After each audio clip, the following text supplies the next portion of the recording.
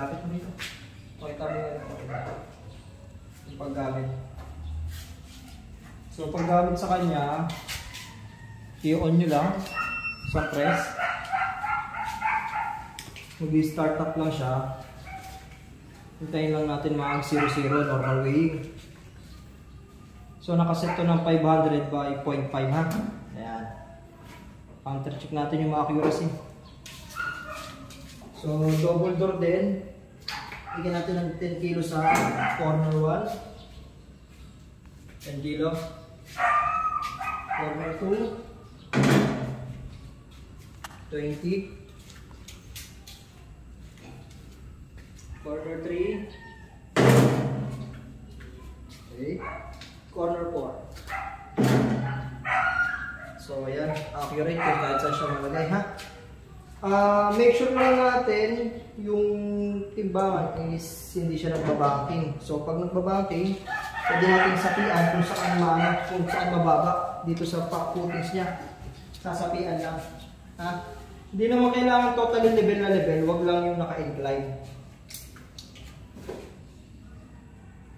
Okay? So battery operated, naglalas siya kahit 2 days. Kasi kung hindi tuloy-tuloy yung gamit, pinapatay, maglalas siya kahit 2 days. Pag tuloy-tuloy naman yung operation, 1 day. Ha? Pag nalobat naman, saksak lang yung charger. So ito.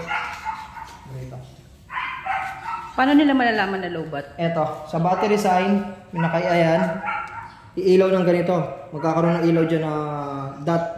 It means lowbat na, so pwede nyo na i-charge siya. I-charge naman dito lang sa likod. Isa lang naman yung saksakan ng charger dito sa likod. Ito lang sa kanya magko-compatible. Ayan.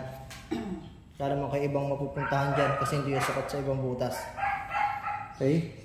Mas malalaman nyo nag-charge. Ayan, nakailaw yung AC. Charging time 8 hours ha. Okay. Ngayon, ipapadala kasi ito. So, babaklasin ko ito. Pag babaklasin, dali lang naman siya. Ay, pakita ko muna pala yung animal mode. So, set ko yung animal mode. So, animal mode, let's say sumampay baboy. Ayan yung baboy. Hintayin nyo lang magkaroon ng beep sound. Ayun, pag tumunog ng ganun, so kahit maglilimod yung baboy, stable yung timbang ha, hindi nagagalaw. Gagalaw lang siya pag nawala yung animal mode.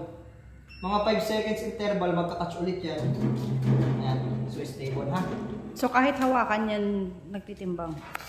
Pero much better, walang nakapaligid sa timbangan kapag nagtitimbang. Kasi yung iba, alam dayain yan, susuk lang yung paa dyan, pag gagaangin yung timbang.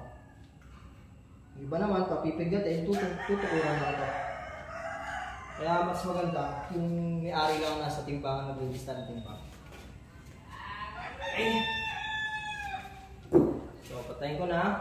Kahit i-on o i-on off yan, nakaset na yung animal mode. Hindi na mawawala. Pag nag-start ka pala, make sure walang nakahawak sa timbangan para hindi masira yung accuracy. Palagay ka sa mat. Ayan. Kahit pagdating sa inyo yan, pagdating sa inyo, accurate pa rin. Then, yan, animal mode pa rin. Steady pa rin, ha? Hindi ako naman. Pausa na.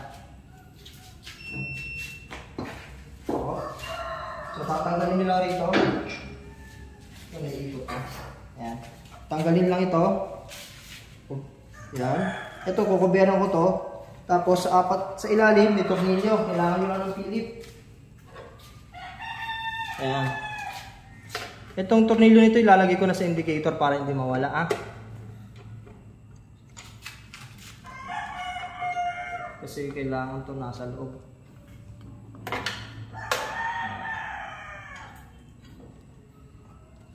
Yan. So ito, tatago ko lang to rito ha. Puputin nyo lang yan dyan. I-stretch film na namin yan. Okay. Yan lang. Pwede bang mabasa yung monitor? Hindi pwede mabasa yung monitor at saka yung connector. Yan ang hindi pwede mabasa rito. So hindi po pwedeng mabasa to. May plastic naman itong kasama. Pwede nila ilagay yung plastic pagdating sa kanila. Yun lang naman ang hindi pwede mabasa. Yung the rest, pwede nilang linisin, mabasa, okay lang mabasahin kahit i-pressure washer ko lang.